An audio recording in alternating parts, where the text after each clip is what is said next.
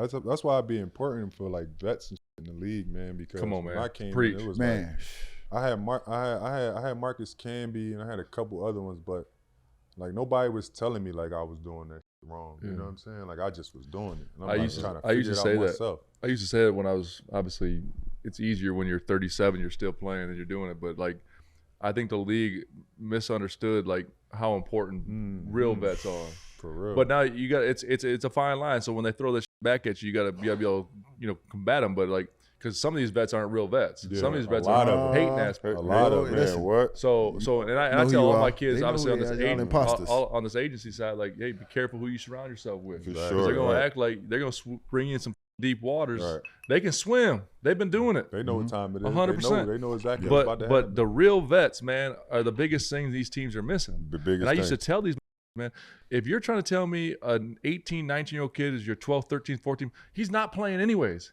Get someone here that's going to show up for practice every day, show these guys how to work, talk to them as a real dude, like, yo, you're up. Right. But the problem is like there's other vets out there, and y'all know who y'all are, stood up for everybody else. Right. Exactly. That shit don't make sense. It don't make no sense. Hell no.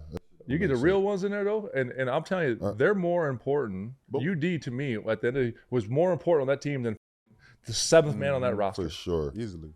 But why not, Killer? Why won't?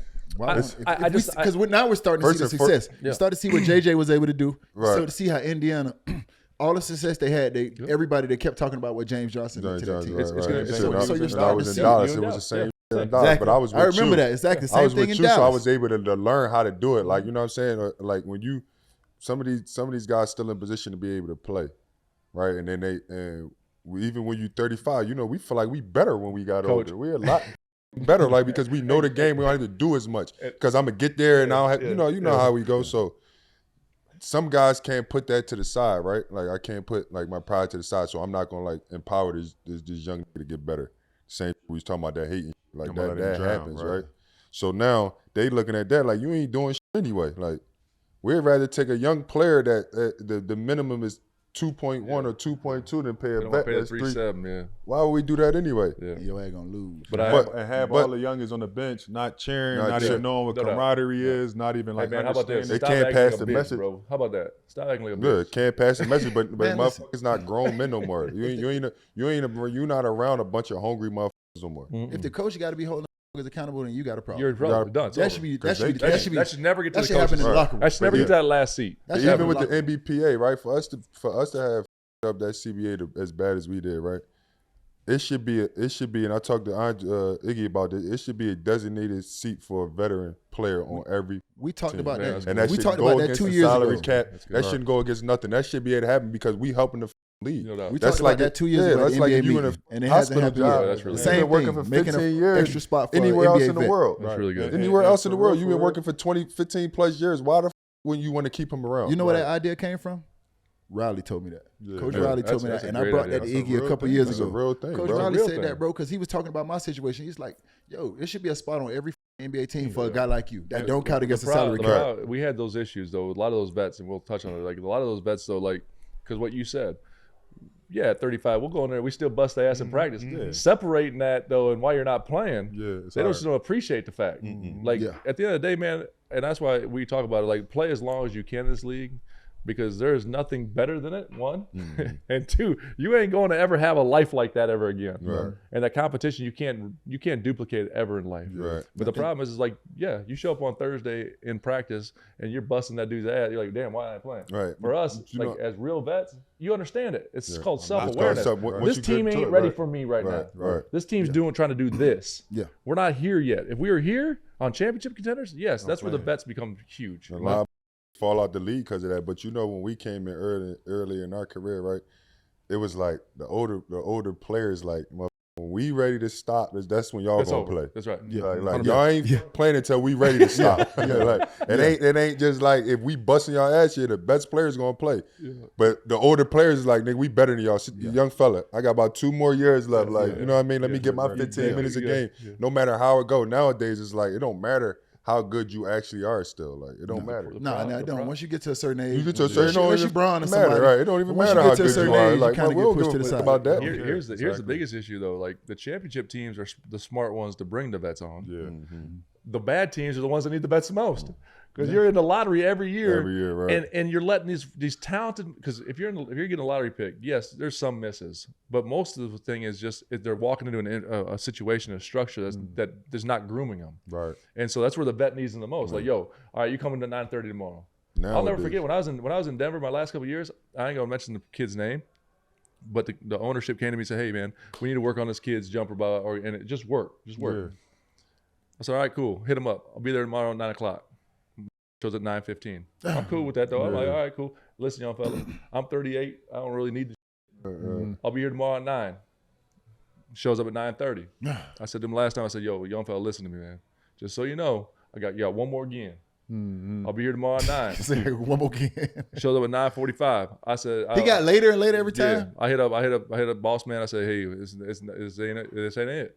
And this was a lottery pick now, and I'm moving out the league. I already know who you talking about. There's a lot of that. There's a lot of that going on, but that's why in the league and shit, they gotta separate it. You know what I'm saying, and understand who's good for who. Like, you know what I mean? Like, they so concerned about this little bit of money, but they only concerned about it with the minimum deals.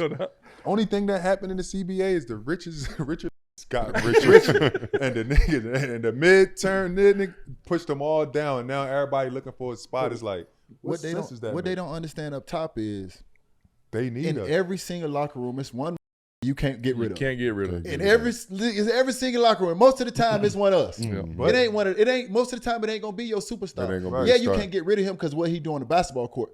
But that's most likely he's not the guy that's gonna keep you together. Exactly. That ain't the guy that's gonna hold superstars accountable. Understand that though. That's the part. It's one guy. It's one you upstairs need to start identifying that one that keeps your locker room together. Because there's one guy in every locker room, and all the players know it, and all the coaches know it. It's just you don't know it.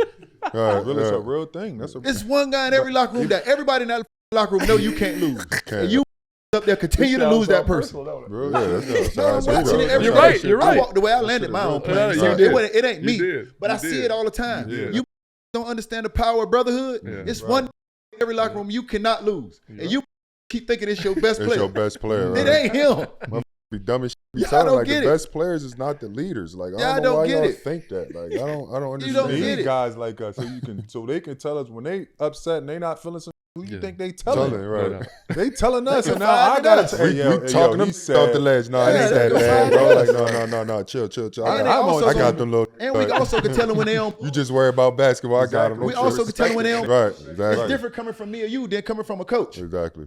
And nowadays, the coaches can't even connect with the younger players. It ain't like it used disconnect. The players are getting younger and the coaches getting older. They're getting older. It's such a disconnect now. They flipping them out so much. Like, dudes, every team is young. Every team is like, even on the front bench, is new guys there every year. Wow. I'm watching the Sixers. I was just with the Sixers, bro. They switched the whole team out. Yeah.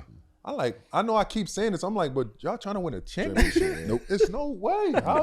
How can a first year team where you brought a dude from LA, from Toronto, and they just gonna mesh and you gonna try to win a championship? Hell no, man. Like, y'all gotta learn how to keep basketball. Basketball is so much more politics. The money gotta match now. It's like, it's so much money. What are we trying to match up to? You feel what I'm saying? It's like it's like you bringing the quality of the game down. Like, that's what's really happening. The quality of the game is not there. Motherfuckers not watching. On the flip side of it, though, like, these dudes keep getting better and better too. If they just would organize and structure it right. You got a core. You got your core superstar young guys that's like taking off. These kids are getting bigger, faster, stronger, more athletic. The talent is unmatched. It's unbelievable. And by the way, we can say that finals, those dudes were competing, bro. Yeah, they were dogging. The talent is unmatched. It was fun. The talent, the young fellas close. like watching them. It's not even close. I'm all for it. Like, I'm like, yo, they got the ball. It's no question. Right. But they need 100 guys like us that care enough to want them to be their best version. I want you to be your best version. It's the biggest. I don't want to sit at home and watch miss in the league right now is they should. You keep what you said is that. Man, you should have designated. You got a designated spot. I wish I had a year or 10 two years plus with Joel Embiid. You keep talking about Philly. I wish I just had a year or two. I was there. I love to be with the Heat. Trust me, I'm a Heat great, and that's my home. But just on the other side, watching Joel Embiid and wishing and seeing what he could be, I just wish I had a year or two. Right, I don't know if I could have helped, but goddamn it. Yeah, you would have helped. It would have been some ass kick. It would have been something. I was there with him. One thing we ain't going to do is we ain't finna, you going to have to kill me. I'm going to kill you in this bitch. Happening. Something going to change. Right. I think because they drafted him, what it is, they drafted him, allowed him to grow so much that he got so much control. So now, like, certain shit that he doing, I'm not going to speak in the locker room, but, like, certain shit that he be doing, you don't see in the league. I just wish because I see ain't everybody that seen know basketball know what that could be. I came in the league, like, I came to Philly, and he did some shit, and I was like, I never seen that. Like, I done been on a team with all type of niggas. And it wasn't like some crazy, but in my mind as the guy, it was crazy because just how people could be looking at it. Like, and it's just us being OGs, seeing how talented he is, and saying he's great, bro. No, he's like, I just great. wish. I just want to see I want to see the best version of Joel Embiid. He I want to see that in shape, healthy, like best version of Joel Embiid. If he was in shape, he might, like, right there with Hakeem, he'd be the most talented big. I tell people that all the time, man. Listen, I'm not knocking Joker what Joker's able to do, dog. But if that man Joel Embiid was in shape and healthy and took care of his body. Taking Joel Embiid, I love Joker, dog. though. I understand Joker. what you're saying, but Killer. But if this was in shape and took care of his body, it wouldn't be a conversation, in my opinion. I know, but we say if on a if it was a fifth, we'd all be drunk. That's a big if, man. But nah, that little time I was with Philly, dog, I'm not gonna lie. He was having. I remember I was telling the homie, I'm like, just watch the game. No doubt, Joel gonna have 20 and 15 by halftime. Yeah, literally. And he gonna limp down the court and give it to you. I'm talking about. Was afraid though when I never even seen nobody be like fearful of a player. He coming in, big motherfucker. They didn't want no record with him. Unstoppable. He is. No, he really is. But it's more frustrating than anything, in my opinion. Like I love him. Guys like us wish that we could have impact on that because we know what that could look like. Guys like him though, like they make the game look so simple. It's frustrating as. Right, same thing. Joker does the same thing because it's hard to help him understand after he have 20 and 15 in the first half that you didn't play good. It's hard because he gonna look at the stats and be like, I did. Yeah, I had to deal with that with Hassan Whiteside. I have a triple-double with blocks. And it's hard for me to explain to Whitey, you didn't do what we needed you to do. Well, look at the numbers. It's not about the numbers. How many times did you roll to the basket like empty we needed stats. you to roll? You know what I'm saying? Empty stats. That's what that is. You know what I'm saying? So it's not a knock on them, but it's hard to get them to understand when they look at the stats and they don't feel it. No. Embiid's an impossible cover. Absolute impossible cover. Bro, and he do. That's why it's more impossible. I remember he came there one time. He didn't even shooting layups. Like, he not even warming up for the game. He jab stepping. I got who on the menu? I'm like, yeah, he don't need no warm up. He jab step Jay before the game. 2 jab step, and 40 and 20. I'm like, hey, he do that. That's what I'm saying, bro. So it's hard to get him to understand he got bad habits. Like, he can drop 40 and 20 like that's like me on the golf course. Don't hit the range, huh? Yeah, I'm ready. I'm like, summertime is here. And it is my favorite time of the year. Ladies, come on with them sundresses and them bikinis and them cheeks out. Fellas, get them beach bars and them 6-packs ready with them hoochie daddy shorts. But that is only one part of it. That is the daytime. Trust me, nighttime is just important. 2 things can be true. She can enjoy herself, but not enjoy you. Make sure you handle your business. Rose Sparks gonna take care of that. Finish the game. Rose Sparks is a 2-in-1 treatment for you guys that need more control erections and the fellas that need a secret weapon. Don't be afraid to tap in and be your best version now. After Rose Sparks dissolve under your tongue, you got 15 minutes to showtime, my boy. Handle that. You could go back to back, round after round, and still be ready. Sound like a championship boxer to me. Go ahead and knock that thing out. Trust me when I tell you, if you're good at what you do, you ain't got to brag. She'll do it for you, my boy. Rose Spas will connect you 100% online, so you don't have to be in weird rooms with weird people you don't know telling them you can't get an erection long enough and stay hard enough to goddamn please your woman. If approved, treatment shows up directly to your dope playboy and you can handle your business immediately. If prescribed, sexual health patients will get $15 off their first order of Sparks on a recurring plan. Connect with a provider at ro.co/OGs to find out if Rose Sparks are right for you. That's ro.co/OGs for $15 off your first order. Compounded drugs are permitted to be prescribed under federal law, but are not FDA approved and do not undergo FDA safety. For safety information, go to ro.co/safety-info. Here is a dirty little secret that insurance industry may want to keep under wraps. Insurance companies profit by holding on to your money for as long as possible. So after an accident, they might do whatever they can to delay or deny your claim.